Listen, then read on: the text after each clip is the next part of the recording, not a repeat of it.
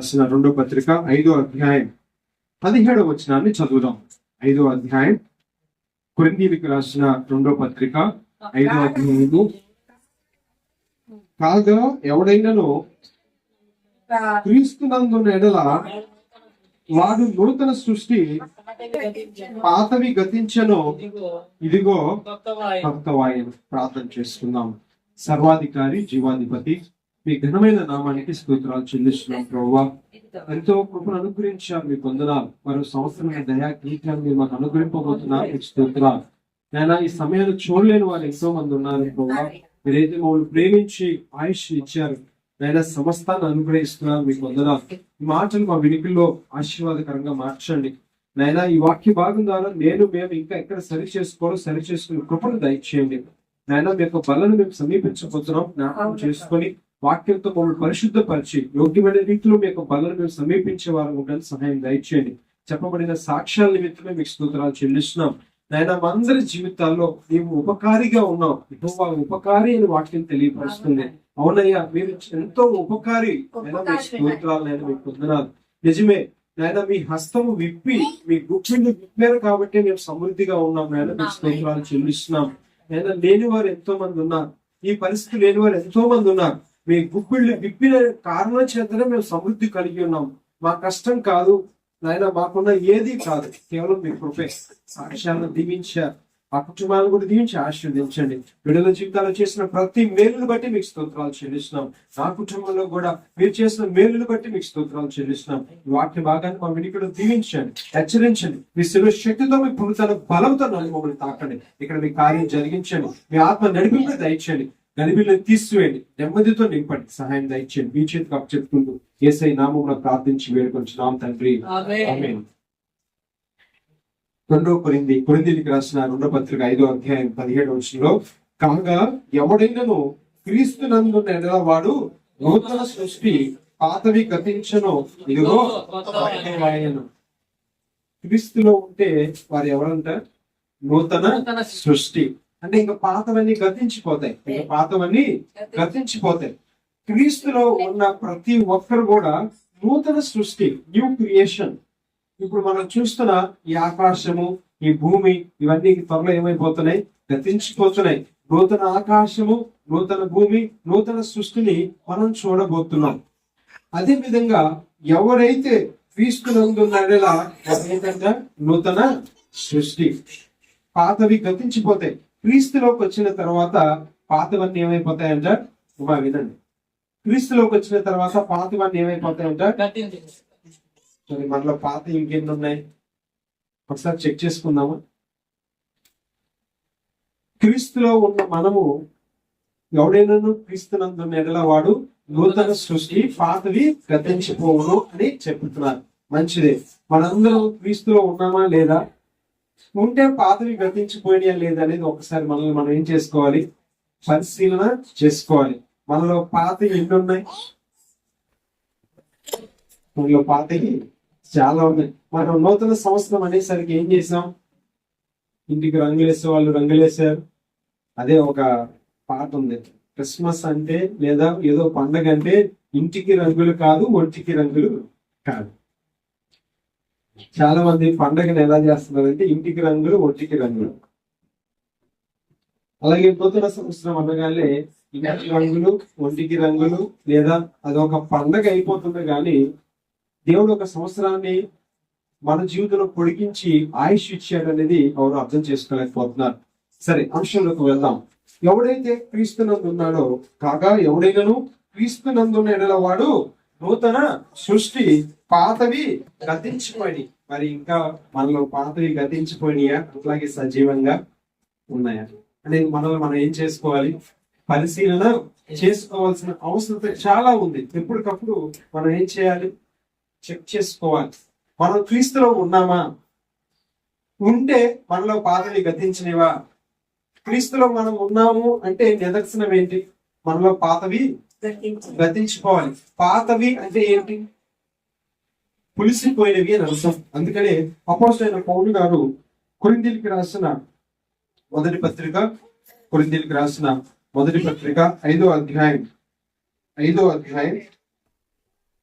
6వ వచనాన్ని చూడండి. 1 కొరింథీ 5. మీరు అతిశయపడుట మంచిది కాదు. కొంచెమైనను ఆ, ముద్ద అంతయు పులియజేయునని మీరు ఎరుగరా? మీరు పులిపిండి లేనివారు గనుక ఆ. క్రొత్త ముద్ద అవుటకై 1 కొరింథీ 5:7. మీరు పులిపిండి లేనివారు గనక క్రొత్త ముద్ద ఔచకై ఆ పాతదైన పులిపిండిని పారవేయుడి. క్రొత్తగా అవ్వాలి. ఇవాళంతా కొత్తగానే కనపడతాం. సరే, నూతన సంవత్సరం కొత్తగా కనపడతాం. మనం అన్ని కొత్తగానే కనపడతాయి. మరి వస్తువులు ఇవి కొత్తగా కాదు, మనం కూడా కొత్తగా ఉన్నామని అనేది క్రీస్తులో ఉన్న వారు ఎప్పుడు కొత్తదనంగానే కనపడతారంట. క్రీస్తులో ఉన్న వారి జీవితాలు ఎలా ఉంటాయి? ఎప్పుడు కొత్తగానే ఉంటాయి. ఒక ఉదాహరణ చెప్తాను నేను, మీకు అర్థమవుతుంది. మీకు అర్థమవుతుంది. ఐగుప్తులో ఇశ్రాయేలు బానిసత్వం చేశారు. వారి యొక్క మొర దేవుని సన్నిధికి చేరింది. దేవుడు వారి మొర ఆలకించి మోషే గారిని పంపించాడు. ఐగుప్తులో నుండి వారిని విడిపించాడు. ఐగుప్తులో నుండి బయటకు వచ్చిన తర్వాత వాళ్ళ ప్రయాణం ఎంతకాలం? 40 సంవత్సరాలు ప్రయాణం చేశారు. 40 సంవత్సరాల ప్రయాణంలో రాయబడిన మాట ఏంటంటే వారి బట్టలు మాయలేదు, వారి చెప్పులు. ఎక్కడైనా ఇది సాధ్యం అవుతుందా? 40 సంవత్సరాలు, 40 గంటలు కూడా కాదు. 40 సంవత్సరాలు అంటే సగం ఆయుష్, ఇంచుమించుగా సగం ఆయుష్ కాలం. మనిషి యొక్క ఆయుష్ ఎంతంట? 70 సంవత్సరాలు, 80 సంవత్సరాలు. 91 కీర్తనలో మోషే గారు ఏం చెప్పారు? 70 సంవత్సరాలు మన ఆయుష్ కాలం. అధిక బలం ఉంటే 80 సంవత్సరాలు. మరి 80 సంవత్సరాల ఆయుష్ కాలంలో 40 సంవత్సరాలు అరణ్యంలోనే తిరిగారు. అంటే సగ ప్రాయము, సగం ఆయుష్ అరణ్యంలోనే తిరిగితే వారి బట్టలు. ఒకసారి గ్రౌండ్ పిల్లల్ని పంపించి 1 గంట గ్రౌండ్ లో ఆడిస్తే ఎలా ఉంటుంది అండి పరిస్థితి? 1 గంట 2 గంటలు గ్రౌండ్ లో ఆడిస్తే, క్రికెట్ ఫుట్బాల్ ఏదో ఒక ఆట ఆడిస్తే వాడు ఎలా ఉంటాడు? దుమ్ము. వాడి చెప్పులు, వాడి బట్టలు అంతా దుమ్ము. అలాంటిది అరణ్యంలో వాళ్ళు సంచరించి ప్రయాణం చేస్తే వారి బట్టలు, వారి చెప్పులు. ఎందుకు బట్టి? దేవుడు వారితో పగలు మేఘస్తంభంగా ఉన్నాడు, రాత్రి అగ్ని స్తంభంగా ఉన్నాడు. దేవుడు వారితో నిలిచి ఉన్నాడు, వారు దేవుడితో నిలిచి ఉన్నారు. దేవుడు వారితో నిలిచి ఉన్న కారణం చేత వారి బట్టలు. నిజంగా అప్పుడు బట్టల షాపులు ఉంటే వాళ్ళు పాపం లాస్ట్ లో పడిపోయేవాళ్ళు. వాళ్ళకి కూడా ఏదో ఒక పథకం పెట్టి గవర్నమెంట్ ఇవ్వాల్సి వచ్చేది కదా. వారికి కూడా గవర్నమెంట్ ఏం చేయాల్సి వచ్చేది? ఏదో పథకం పెట్టి. 40 సంవత్సరాలు వారి బట్టలు మాయలేదంటే దానికి గల కారణం ఏంటి? పగలు మేఘస్తంభంగా ఎవరున్నారు? ప్రభు ఉన్నాడు. రాత్రి అగ్ని స్తంభంగా ఉన్నాడు. ప్రభు వారితో ఉన్న కారణం చేత వారి బట్టలు మాయలేదు.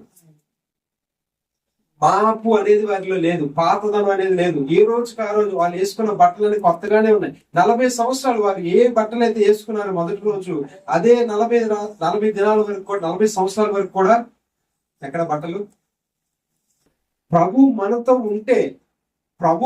ఉంటే మన జీవితం కూడా ఎలా ఉంటుంది?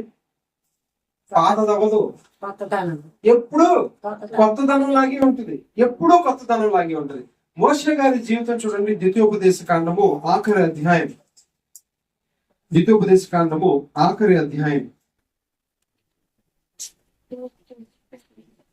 34వ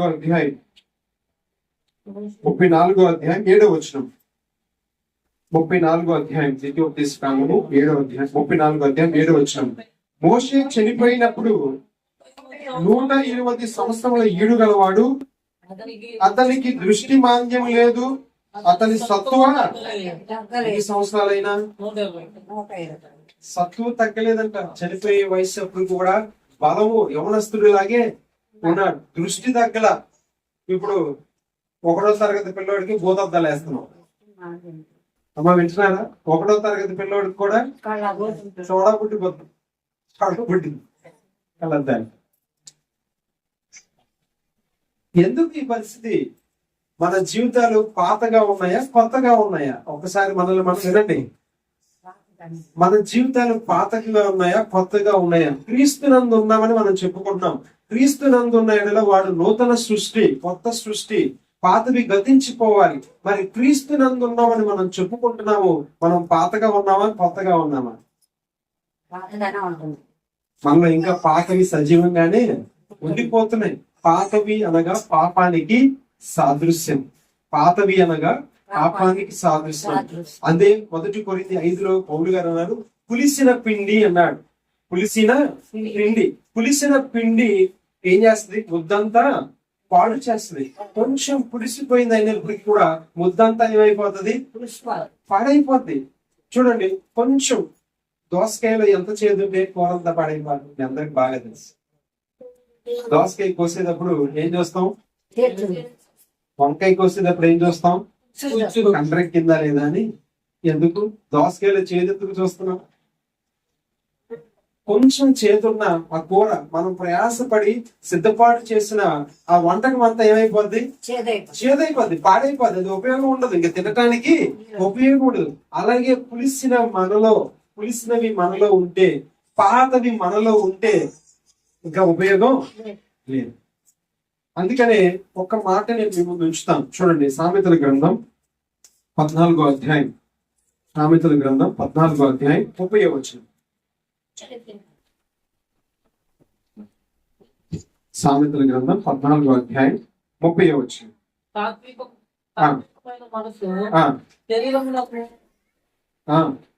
సాత్వికమైన మనస్సు శరీరమునకు జీవము, మత్సరము ఎముకలకు కుళ్ళు. మత్సరము ఎముకలకు. పాతది ఒకటి ఉంది మన దగ్గర. ఏంటది? మత్సరం, అసూయ. ఎంత మత్సరం పడిపోతామో, ఎంత కుళ్ళు పడిపోతామో, ఎంత అసూయ పడిపోతామో కదా. ఒకటే తీసుకున్నాను నేను ఈ రాత్రి, ఎందుకంటే మిగతా విషయాలు చెప్పడం సరిపోదు, ఇప్పటికే చాలా సమయం అయిపోయింది కాబట్టి ఒక పాతదే నేను మీకు తీసుకున్నాను. మనలో పాతది ఒకటి ఉండిపోయింది. ఏముండిపోయింది? పండగ వస్తే లేదా కొత్త సంవత్సరం పేరు చెప్పుకుంటే పైన రాగి బిద్దెని దింపేస్తాం, పైన సామానంతా దింపేసి చింతపండేసి రుద్దేస్తాం. దేనికోసం? కొత్తగా అయిపోవాలి. కానీ మనం రుద్దుకోం. మనలో ఉన్న పాతదాన్ని మనం ఏం చేయలేం. ఒకటి పాతది తీసుకున్నా. చాలా ఉన్నాయి మనలో పాతవి, చాలా ఉన్నాయి. కానీ ఒక వచనాన్ని నేను మీ ముందు ఉంచుతున్నాను. మత్సరము ఎముకలకు కుళ్ళు. మనలో పాతది ఒకటి ఉండిపోవడం ద్వారా మనం ఏం చేయలేకపోతున్నాం? ఆశీర్వదింపబడలేకపోతున్నాం. నేను రాకముందు, దేవుని సన్నిధికి రాకముందు నేను కొంచెం ప్రార్థన చేసుకొని సిద్ధపడి వచ్చాను. నేనేం ప్రార్థన చేసుకున్నానంటే, నేను మొదటగా ప్రార్థన చేసుకున్నాను, తర్వాత మా కుటుంబం అంతా ప్రార్థన చేసుకుని వచ్చాం. నేనేమని ప్రార్థన చేశానంటే, ఈ సంవత్సర కాలము, ఈ 2025 సంవత్సరము నా ఆత్మీయ జీవితంలో ఒక మైలురాయిగా ఉండాలి, నా పరిచర్యకి ఒక మైలురాయిగా ఉండాలని నేను ప్రార్థన చేసుకుని వచ్చాను. చాలా మంది ఇక్కడ కూర్చున్న ప్రతి ఒక్కరిలో కూడా ఏమైనా వచ్చారు? నిజంగా చెప్పండి, ఈ సంవత్సరం అంటే నూతన సంవత్సరం ఎలా ఉండాలి, నా జీవితంలో ఎలా ఉండాలని ఇక్కడ కూర్చున్నాం. వినాలి. నీ నూతన సంవత్సరం నా జీవితం లేదా నా కుటుంబం ఎలా ఉండాలని వచ్చాం ఇక్కడికి? ఆశీర్వదింపబడాలనేగా, ఫలించాలనేగా వచ్చింది. మత్సరము ఎముకలకు కుళ్ళు అంటే నిన్ను ఫలించకుండా చేసేది ఏంటి? నీలో ఉన్న పాతదైన మత్సరం, అసూయ. నువ్వు ఎంతకాలం ఫలించకపోవటానికి గల కారణం ఏంటంటే నీలో పాతదంటూ, పులిసినదంటూ ఒకటి ఉంది. మత్సరం. ఎంత అసూయ పడతామంటే అంత అసూయ పడతాం. చాలా అసూయ పడిపోతా ఉంటాం. ఈ మత్సరము లేదా ఈ అసూయ అనేది ఏం చేస్తుంది? నిన్ను నన్ను ఫలించనీయకుండా నువ్వేమనుకుంటావు? ఈ రాత్రి మంచి వాగ్దానం రావాలి. ఏం వాగ్దానం రావాలి? నా పక్కింటోడి కంటే నేను బాగా ఆశీర్వదింపబడాలని, ఆశీర్వాదం రావాలని. ఏ వాగ్దానం రావాలని కోరుకుంటాం చెప్పండి. చాలా మంది వాగ్దానం కోసమో లేదా మంచిదే, నేనేం కాదంటే అవన్నీ తప్పుపడ్డట్లా. మనం ఏం కావాలని కోరుకుంటున్నాము? ఆశీర్వాదం కోసం ఇక్కడికి వచ్చి ఉన్నాం. వాగ్దానం తీసుకోవాలి. ఏ వాగ్దానం వస్తుందని ఆతృతగా ఎదురు చూస్తున్నాం. ఆశీర్వదింపబడాలి, నువ్వు ఫలించాలి అంటే మొదటి నువ్వు చేయాల్సిన పని ఏంటంట? మనలో పాతదన్నది తీసేయాలి. మత్సరము ఎముకలకు కుళ్ళు. మనలో ఉన్న అసూయ మనం ఏం చేస్తా ఉంటది? పాడు చేస్తా ఉంటది. నిన్ను ఎదగనీయకుండా, నిన్ను ఫలించనీయకుండా ఏం చేస్తుందట? పాడు చేస్తుంది. నువ్వు ఫలించాలని నువ్వు ఆశపడుతున్నావు, మంచిదే. నువ్వేం చేయాలని ఆశపడుతున్నావు? ఫలించాలని ఆశపడుతున్నావు. నువ్వు అభివృద్ధి చెందాలని ఆశపడుతున్నావు. కానీ నీ అభివృద్ధిని అడ్డుకుంటుంది ఎవరు తెలుసా? మనం అంటాం, నీ పక్కింటోడు కళ్ళు పడితే బాగుపడవు అనుకుంటాం. పక్కింటోడు కళ్ళు కాదు, నీలో ఉన్న కుళ్ళని గుర్తుపెట్టుకో. ఏంటంట? పక్కింటోడు కళ్ళు కాదు, నీలో ఉన్న కుళ్ళు. నీ అభివృద్ధికి ఆటంకం పక్కింటోడు కళ్ళు కాదు, పక్కింటోడు దృష్టి పెట్టడం కాదు, పక్కింటోడు నిమ్మకాయ విసరటం వల్ల కాదు. నీ అభివృద్ధికి ఆటంకం నీలో ఉన్న కుళ్ళే. యోసేపు ఒక కలగన్నాడు. ఏమని మనందరికి తెలుసు. యోసేపు ఒక యాకోబు 11వ కుమారుడైన యోసేపు ఒక కలగన్నాడు. కలను తీసుకొచ్చి అన్నలకు చెప్పాడు. 10 మంది అన్నలకు చెప్పాడు. తండ్రి అయిన యాకోబుకి చెప్పాడు. తండ్రి అది మనసులో పెట్టుకున్నాడు. కానీ అన్నలు ఏం చేశారంటే చూడండి, ఆదికాండము 37వ అధ్యాయం. ఆదికాండము 37వ అధ్యాయం 11వ వచనాన్ని చూడండి. ఆదికాండము 37వ అధ్యాయం 11వ వచనం. అతని సహోదరులు అతని యందు ఏమైపోయారు? అమ్మలు తమ్ముడు ఒక కలగన్నాడు. ఆ కళ యొక్క సారాంశం ఏంటంటే, ఆ యోసేపుని దేవుడు ఆశీర్వదించినట్టు ఆ కళ యొక్క సారాంశం. ఆ కళను తీసుకొచ్చి చెప్పాడు అన్నలకి, నాన్నకి. సరే, నాన్న జ్ఞాపకం ఉంచుకున్నాడు యాకోబు. కానీ అన్నలకి ఏమొచ్చేసింది? అసూయపడ్డారు. వీడు మనకన్నా ఆశీర్వదింపబడతాడంట, వీడు ఎట్ట ఆశీర్వదింపబడతాడో చూద్దాం అని చెప్పి చంపాలని ప్రయత్నం చేశారు. అసూయపడిన వాళ్ళు ఆశీర్వదింపబడ్డారా? యోసేపు ఆశీర్వదింపబడ్డాడా? అసూయపడిన వాళ్ళు యోసేపు దగ్గరికి వచ్చి చేతులు దేనికోసం? అయ్యా, ధాన్యం లేదు మా దేశంలో, కరువు వచ్చింది, నువ్వు ధాన్యం 4 గింజలు పడేస్తే మా పొట్ట నింపుకుంటాం అన్నారు. అసూయపడిన వాడు ఆశీర్వదింపబడ్డాడా? యోసేపు ఆశీర్వదింపబడ్డాడు. జాగ్రత్త. అందుకే చెప్పా, పక్కింటోడు దృష్టి కాదు నిన్ను ఆటంకపరిచేది. నీ అభివృద్ధిని పక్కింటోడు కాదు, నీలో ఉన్న మత్సరమే నిన్ను పాడు చేస్తుంది. నీలో ఉన్న అసూయ నిన్ను పాడు చేస్తుంది. నీ అభివృద్ధికి ఆటంకం నీలో ఉన్న పాతదైన పులిసిన పిండి. నీలో పాతవి ఉన్నాయి. ఆ పాతవి తొలగించుకుంటే నువ్వేం చేయబడతావు? ఆశీర్వదింపబడతావు. యోబు గ్రంథంలో కూడా ఒక మాట ఉంటుంది చూడండి. యోబు గ్రంథము 6వ అధ్యాయం. యోబు గ్రంథము చక్కని మాట చాలా బాగుంటది. ఆ మాట నాకు ఇష్టమైన మాట. యోబు గ్రంథము 6వ అధ్యాయం. నేను త్వరగా ముగిస్తున్నాను. 6వ అధ్యాయం.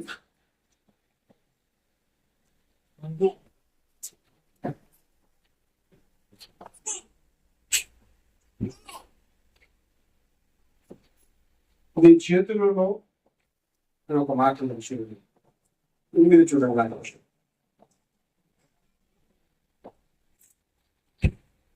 6వ వచనం చూడండి. 8:6. నీవు పవిత్రుడవై యథార్థవంతుడవైన యెడల నిశ్చయముగా ఆయన నీ యందు శ్రద్ధ నిలిపి తగినట్టుగా నీ నివాస స్థలమును ఎప్పుడు వర్ధిల్ల చేస్తాడంట? ఎప్పుడు వర్ధిల్ల చేస్తాడు?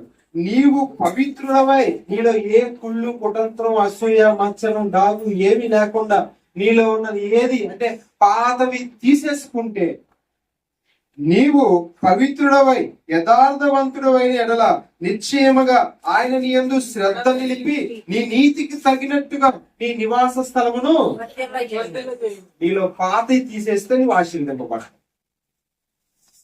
అప్పుడు నీ యందు శ్రద్ధ నిలిపి ఆయన ఏం చేస్తాడట? నీ నీతికి తగినట్టుగా నీ నివాస స్థలం అంటే నువ్వు ఉన్న స్థలం, నువ్వు ఒక్కడవే కాదు. నీ నివాస స్థలం అంటే నువ్వు ఒక్కడవే ఉన్న ఇల్లు కాదు, నీ కుటుంబం అంతా కూడా ఏమవుతుంది? వాక్యం చెప్తున్నది నీ నివాస స్థలం. నివాస స్థలం అంటే ఏంటది? నువ్వు, నీ భార్య, నీ పిల్లలు, నీ పిల్లల పిల్లలు, నీ నివాస స్థలం అంతా ఏం చేయబడుతుంది?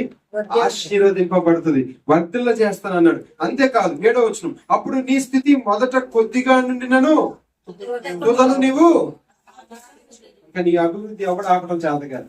ఎవరికి కూడా ఎప్పుడు మొదట నువ్వు కొద్దిగా ఉన్నాను, తుదకు నీ అభివృద్ధి ఎలా ఉంటదంట చదవండి. మహా అభివృద్ధి. మొదట కొద్దిగా ఉన్నాను, నువ్వేం చేయబడతావు? మహా అభివృద్ధిలోకి వెళ్ళిపోతావు. నీ యొక్క అభివృద్ధిని చూసి, నీ యొక్క ఎదుగుదలను చూసి ఎలా ఉంటుందని ఆశ్చర్యపోతారు జనులు. ఏముండాలి మొదట ఏముండాలి? ఆశీర్వాదం కావాలంటే ఏముండాలి? పాతమైనవి తీసివేయాలి. పులిసిపోయినవి మనలో ఉన్నాయి. ఆ పులిసిపోయినవి మనలో తీసేస్తే, నేను మళ్ళీ చెప్తున్నాను, చాలా ఉన్నాయి. దేవుడి చిత్తమైతే మరొకసారి నేను ఆ మాటలను పంచుకుంటాను. మొదట ఒకటే చెప్తున్నాను, ఏంటది? అసూయ. ఎంత అసూయ ఉంటదంటే చాలా మంది అంటారు నరదృష్టికి ఏం పగులుతాయంట, అంత అసూయ పడిపోతాం. రాళ్ళు పగిలేంత. అంటే మన చూపు ఎలా ఉంటది? బ్లేడ్లు కన్నా దారుణంగా ఉంటుంది. మన చూపు ఎలా ఉంటది? కొండలను కోసే బ్లేడ్లు కన్నా. మనలో అసూయ ఉన్నంత కాలం మనం అభివృద్ధి చెందనే. నీవు పవిత్రుడవై యథార్థవంతుడవైన ఎడల నీ మీద శ్రద్ధ నిలిపి అప్పుడు ఏం చేస్తాడంట? నిన్ను వర్ధిల్ల చేస్తాడు. పాతవి, మనలో ఉన్న పాతవి ఏం చేయాలి? తొలగించుకోవాలి. యాకోబు అన్నలు అసూయ పడ్డారు అతని తమ్ముడి మీద, అసూయ పడ్డారు. కానీ అసూయ పడిన అన్నలే ఎవరి దగ్గరికి రావాల్సి వచ్చింది? యేసోపు దగ్గరికి వచ్చారు, చేతులు కట్టుకున్నారు. యేసోపు దగ్గరికి వచ్చి సాగిలి పడ్డారు, చేతులు కట్టుకున్నారు. అయ్యా, మా దేశంలో కరువు ఉంది, ప్రపంచం అంతా కరువు ఉంది, ఐగుప్తులో మాత్రమే దాని ఉందని విని వచ్చాం. 4 గింజలు ఇస్తే పొట్ట నింపుకుంటాం. ఈ మాటలు నేనే సొంతంగా చెప్పట్లా, వాక్యంలో ఉన్నవే, తీయడానికి టైం సరిపోదు. నువ్వు 4 గింజలు ఇస్తే మా పొట్ట నింపుకొని బతుకుతాము, లేదా చచ్చిపోతాము. ఎవరు ఆశీర్వదింపబడ్డారు? యేసోపు ఆశీర్వదింపబడ్డాడు. అసూయపడిన అన్నల జీవితం ఎలా ఉంది? మళ్ళీ పైపెచ్చి వాళ్ళు ఏం చెప్తున్నారో చూడండి. ఆదికాండం 42వ అధ్యాయం 11వ వచనం. ఆదికాండము 42వ అధ్యాయం 11వ వచనం ముగించేస్తాను. 42:11. మేము అందరము మనుషుల కుమారులము, మేము యథార్థవంతులమే. మేము యథార్థవంతులమే. ఏం చెప్తున్నారండి 10 మంది యోసేపు దగ్గరికి వచ్చి? వీళ్ళ యథార్థత యేసోపుకు చెప్తున్నారు. ఏదేదో చెప్తారు చూసారు సామెత, మేనమామ ఇల్లు అమ్మ పుట్టిల్లు మేనమామకు తెలియదు అన్నట్టు. అలా అన్న సంగతి ఎవరు వచ్చి చెప్తున్నారు? మళ్ళీ వాళ్ళ తమ్ముడికి చెప్తున్నారు, అయ్యా మేము ఎంత యథార్థవంతులు అనుకుంటున్నావు. ఆ అన్నల యొక్క యథార్థత ఎవరికి తెలుసు? యోసేపుకు తెలుసు. అందుకే ప్రభు ఈ రాత్రి మనతో మాట్లాడుతున్న మాట ఏంటంటే, నీవు పవిత్రుడవై యథార్థవంతుడవైన ఎడల నీ మీద శ్రద్ధ నిలిపి ఆయన ఏం చేస్తాడంటే నిన్ను వర్ధిల్ల చేస్తాడు. మొదట నీ జీవితం కొద్దిగానే ఉండొచ్చు, కానీ తుదకు నీవేమవుతావు? మహా అభివృద్ధి పొందుతావు. ఇప్పుడు చెప్పండి, ఆశీర్వాదం ఎక్కడుంది? మనంలో ఎప్పుడైతే చేయదైనవి మనం తొలగించుకుంటామో, పాతవి మనం ఎప్పుడైతే తీసివేస్తామో, మనం మహా అభివృద్ధిలోకి వెళ్ళిపోతాం, ఆశీర్వదింపబడతాం. ఇంకా మన అభివృద్ధి ఎవరి తరం కూడా కాదు. చూడండి, ఇంకొక మాట చెప్పి నేను ముగించేస్తాను. ఎఫెసీయులకు రాసిన పత్రిక 4వ అధ్యాయం 22వ వచనం నుంచి చూడండి. ఇంకొక మాట చూపించి ముగిస్తాను. ఎఫెసీయులకు రాసిన పత్రిక. కావున మునుపటి ప్రవర్తన విషయంలోనైతే మోసకరమైన దురాశల వలన ఏం వదులుకోవాలి? మోసకరమైన దురాశల వలన చెడిపోవు మీ ప్రాచీన స్వభావము ఏం వదులుకోవాలి? పాతదైన స్వభావం, మన మెంటాలిటీ, మన ఆలోచన విధానం. ప్రాచీన స్వభావం అంటే పాత స్వభావం, నవీన స్వభావం అంటే కొత్త స్వభావం. మనం ఏం మార్చుకోవాలట? స్వభావాన్ని మార్చుకోవాలి. మన ఆలోచన విధానాన్ని మనం ఏం చేయాలి? మార్చుకోవాలి. పాతదైన ప్రాచీన స్వభావమును వదులుకొని మీ చిత్తవృత్తి యందు నూతన పరచబడిన వారై నీతియు యథార్థమైన భక్తి గలవారై దేవుని పోలికగా సృష్టింపబడిన నవీన స్వభావంగా రావాలి. ఏ స్వభావం వదిలేసి ఏ స్వభావంలోకి రావాలి? పాత స్వభావం వదిలేయండి. ఈ 2025లోనైనా మనలో ఉన్న పాత స్వభావాన్ని ఏం చేయాలి? మనం వదిలేయండి. పావును చూసైనా నేర్చుకోవాలండి. మనం పాము ఏం చేస్తుంది? 6 నెలలకు ఒకసారి, సంవత్సరానికి ఒకసారి. ఎంత వెళ్తాము? 6 నెలలుగా సరే, ఎన్నో కొన్ని నెలలు ప్రసవించు. కోసం తన శరీరాన్ని విడిచిపెడతా ఉంటుంది. మనము మన స్వభావాన్ని ఏం చేయాలి? పాత స్వభావాన్ని విడిచిపెట్టాలి. విడిచిపెట్టాలి. ఇది మీకెవరికో కాదు, ఇది నాతో కూడా. ప్రభు నాతో కూడా మాట్లాడుతున్నాడు. మనందరితో మాట్లాడుతున్న మాటలు ఇవి మీకే కాదండి. ముందు చెప్తున్నా, ముందు నాకు, తర్వాతే నీవు. మొదట నాతో మాట్లాడిన తర్వాతే ప్రభు మీతో మాట్లాడుతున్నాడు. మన ప్రాచీన స్వభావం, పాత స్వభావాన్ని వదిలేసేసి ఏం చేయాలి? కొత్త స్వభావాన్ని మనం ధరించుకోవాలి. ఎవడైనాను క్రీస్తునందున్న ఎడల వాడు ఏ స్వభావం రావాలి? ఇప్పుడు పాత స్వభావం ఇక్కడతో వదిలేద్దాం. ఏ స్వభావం? పాత స్వభావాన్ని వదిలేసేసి కొత్త స్వభావం, నూతన స్వభావం, క్రీస్తుకు కలిగిన స్వభావంలోకి మనం రావాలి. క్రీస్తు యేసునకు కలిగిన ఈ స్వభావము లేదా ఈ మనస్సును మనం కూడా ఏమై ఉండాలి? కలిగి ఉండాలి. క్రీస్తు యేసునకు కలిగిన మనస్సు, ఆ మనస్సు అన్నా లేదా స్వభావం అన్నా ఒకటే, గుణం అన్నా ఒకటే. ఆ నూతన గుణం మనలోకి రావాలి. అప్పుడు ఏమవుతాం? ఆశీర్వదింపబడతాం. 2025 సంవత్సరంలో ఎవరికి ఆశీర్వాదాలు కావాలో వాళ్ళు ఏం వదిలిపెట్టాలి? పాతవి, పాత స్వభావాలు, పాత ఆలోచనలు, పాత మెంటాలిటీస్ అన్ని ఏం చేయాలి? మనం నీకు ఆశీర్వాదం కావాలా? ఎన్నో సంవత్సరాలు ప్రతి సంవత్సరం అడుగుతున్నావు, అయ్యా ఈ సంవత్సరమైనా ఆశీర్వదించు, ఈ సంవత్సరమైనా ఆశీర్వదించు, ఈ సంవత్సరమైనా ఆశీర్వదించని అడుగుతున్నాం. కానీ మనలో ఏం తీసుకోలేకపోతున్నాం? పాతమైనవి తీసుకోలేకపోతున్నాం. అన్ని కొత్తవే తగ్గిస్తున్నాం. అన్ని కొత్తగానే ఉంటున్నాయి, కానీ స్వభావాలు మారట్లా, కొత్త స్వభావం రావట్లా, నూతన స్వభావంలోకి రావట్లా. క్రీస్తులోకి వచ్చిన మనలో ఏముండాలి? క్రీస్తు స్వభావమే ఉండాలి. ఇప్పుడు చెప్పండి, మనలో ఎంతమందికి క్రీస్తు స్వభావం ఉంది? ఎంతమంది నూతనంగా ఉన్నాం చెప్పండి. ఇంకా పాత స్వభావంలోనే మనం ఉండిపోయాం.